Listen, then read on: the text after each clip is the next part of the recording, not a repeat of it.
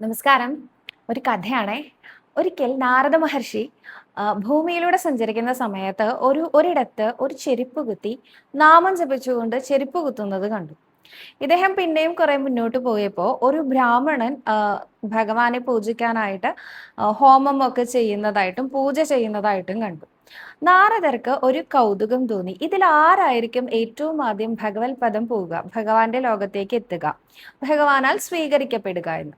നേരെ നാരദ മഹർഷി ഭഗവാന്റെ അടുത്ത് ചെന്നിട്ട് ചോദിച്ചു, ഇതിൽ ആരെയാണ് അങ്ങ് ആദ്യം സ്വീകരിക്കുക എന്ന്. എടുത്ത വഴിക്ക് ഭഗവാൻ പറഞ്ഞു, പൂജാരിയുടെ കാര്യം എനിക്കറിയില്ല, ബ്രാഹ്മണന്റെ കാര്യം എനിക്കറിയില്ല, പക്ഷെ എന്തായാലും ഞാൻ ചെരുപ്പ് കുത്തിയെ അധികം താമസമില്ലാതെ തന്നെ എൻ്റെ അടുത്തേക്ക് കൊണ്ടുവരുന്നതാണ് എന്ന്. ഇത് കേട്ടപ്പോൾ നാരദ മഹർഷി പറഞ്ഞു, അതെന്താ അങ്ങനെ, അദ്ദേഹം വളരെ നിഷ്ഠയോടുകൂടി പൂജ ചെയ്യുന്നതാണല്ലോ ഞാൻ കണ്ടത് എന്ന്. അപ്പൊ ഭഗവാൻ പറഞ്ഞു, അങ്ങ് ഭൂമിയിലേക്ക് ചെല്ലൂ, എന്നിട്ട് ഈ രണ്ടു പേരോടും പറയൂ, ഞാൻ ഭഗവാനെ കണ്ടിട്ടാണ് വരുന്നത് എന്ന്. അപ്പൊ അവര് ചോദിക്കും, ഭഗവാൻ എന്ത് ചെയ്യായിരുന്നു അങ്ങയെ കാണുന്ന സമയത്ത് എന്ന്. അപ്പൊ അങ്ങ് പറയണം, ഞാനൊരു സൂചിയിൽ നിന്ന് ആനയെ എടുക്കുകയായിരുന്നു, ആനയെ ഉണ്ടാക്കിയെടുക്കുകയായിരുന്നു എന്ന് പറയണം എന്ന് പറഞ്ഞു. ഇത് കേട്ട സമയത്ത് നാരദർക്ക് ഒന്നും മനസ്സിലായില്ല. നാരദർ നേരെ പോയി ആദ്യം ആ ബ്രാഹ്മണന്റെ അടുത്ത് പോയി അദ്ദേഹത്തിനോട് പറഞ്ഞു, ഞാൻ ദാ വൈകുണ്ഠ ലോകത്ത് നിന്നാണ് വരുന്നത്, ഭഗവാനെ നേരിൽ കണ്ടിട്ടാണ് വരുന്നത് എന്ന്. അദ്ദേഹം നാരദ മഹർഷിയെ കണ്ടതും നമസ്കരിച്ചുകൊണ്ട് ചോദിച്ചു, അങ്ങയുടെ ഒരു ഭാഗ്യം, മഹാഭാഗ്യം, അങ്ങ് ചെല്ലുന്ന സമയത്ത് ഭഗവാൻ എന്ത് ചെയ്യായിരുന്നു എന്ന് ചോദിച്ചു. ഉടനെ പറഞ്ഞു, ഒരു ആനയെ സൂചിയിൽ നിന്ന് ഉണ്ടാക്കിക്കൊണ്ടിരിക്കുകയായിരുന്നു, ഒരു ചെറിയ നീഡിൽ അതിൽ നിന്ന് ആനയെ ഉണ്ടാക്കിക്കൊണ്ടിരിക്കുകയായിരുന്നു എന്ന്.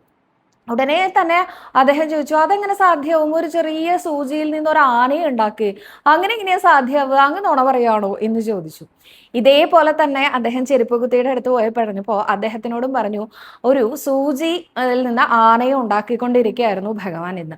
ഉടനെ ആ ചെരുപ്പ് കുത്തി പറഞ്ഞു, ഭഗവാനെ, മഹാപ്രഭു, അങ്ങേക്ക് സാധ്യമല്ലാത്തതൊന്നും തന്നെ ഈ ഈ ലോകത്ത് ഇല്ലാലോ എന്ന് പറഞ്ഞുകൊണ്ട് ധാരധാരയായി കണ്ണുനീർ വാർക്കാൻ തുടങ്ങി.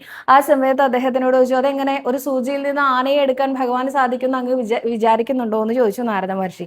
ഉടനെ പറഞ്ഞു, ഒരു ചെറിയ വിത്തിൽ നിന്ന് ഈ കാണുന്ന വലിയ വൃക്ഷം ഉണ്ടാക്കാൻ ഭഗവാനെ കൊണ്ട് സാധിക്കുമെങ്കിൽ എന്തുകൊണ്ട് ഒരു സൂചിയിൽ നിന്ന് ഒരു ആനയെ ഉണ്ടാക്കിക്കൂടാ? തീർച്ചയായിട്ടും സാധിക്കും, മഹാപ്രഭു വിചാരിച്ചാൽ ഒന്നും സാധ്യമല്ലാത്തതില്ല എന്ന്.